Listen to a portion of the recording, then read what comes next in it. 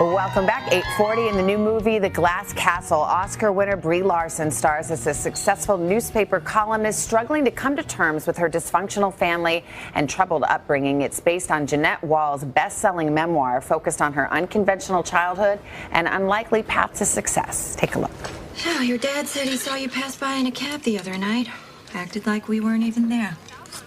You shouldn't be ashamed of us just because we choose a different lifestyle than you.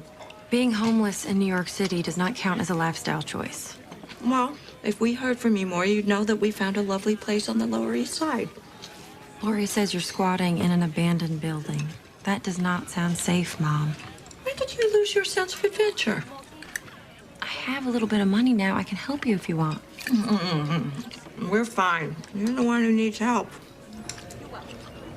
Brie, good morning to you. Good morning. Great movie, great cast, Naomi Watts, Woody Harrelson. But first I have to ask you about your Instagram post the other day. Okay. Can we bond over our mutual love of Star Wars? Yes, we can totally bond over that. So you post with the cast of the new Han Solo movie. How did that all come about? It was Woody. You know, Woody's working on that film right now, and he does this thing on every film where when another film is coming out, he screens it for them. And so I got to meet them, which was very scary for me. I got very starstruck and Are you a super fan? Yeah. I'm a super fan. Well, you mentioned Woody's in the movie, and he obviously is in this movie as well, playing the role of your father. Mm-hmm. It's an incredible story for a lot of folks who've read the book, and I know you have read the book. Was that intimidating to take that on? It's a story people know so well, and the person who you're portraying is still with us. It's still very much part of this process. Mm-hmm. And could be on set and watch it happen. Yes. You know, I think if it was anyone else, it might be scary, but Jeanette is just such a special, incredible person. And her whole mission with writing the book and now the film is for people to own themselves and own their past and be honest. Like, honesty is a huge thing for her. So she the first thing that she said to me when we first met was, just tell the truth. I don't need you to do a perfect impression of me. So that kind of erased any fears that I had. And so for people who aren't familiar, I mean, she tells the story of her upbringing, and there's parts of it that are shocking. There's parts that are endearing. She had obviously a very unusual childhood, being taken all over the country and extreme poverty. How do you describe her and describe the story? She's just a great representation of how resilient humans are, that we can go through a lot and still make it on the other side, willing to love and accept. And one of the things that she's taught me is she hasn't forgiven her parents because there's nothing that she feels she needs to forgive.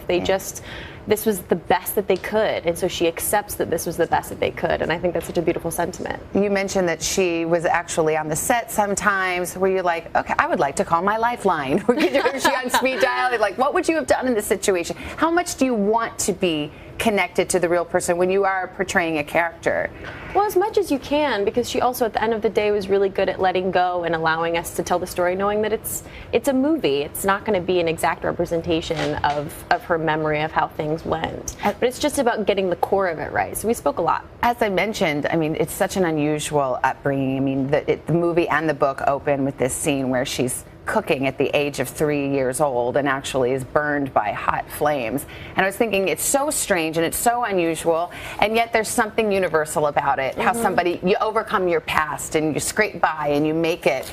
And I thought about you acting since you were 7 years old and kind of going through that same process in a sense. Could you identify with that aspect of it? Well, I think what's incredible about this story is, although it seems like this very specific upbringing that not many people would have had, it weirdly has so many general things in it that people relate to. Whether you had an unconventional upbringing or a parent that you don't feel like raised you in the way that you wanted to be raised. I mean, there's so many different ways that I think you can look at this story and connect with it. So that's kind of, I mean, with this, it was just about connecting with Jeanette and telling her story. I tried to keep myself out of it as much as possible, but I do think for an audience member, there's a lot for everyone to relate to connect to. You are directing. You have a new movie, right? Aren't you working as what's called the Unicorn Store? Yeah. I directed a film called The Unicorn Store. And wait, and you directed and you starred in it as well, right? So I don't know why that always strikes me as funny. Is it like great take?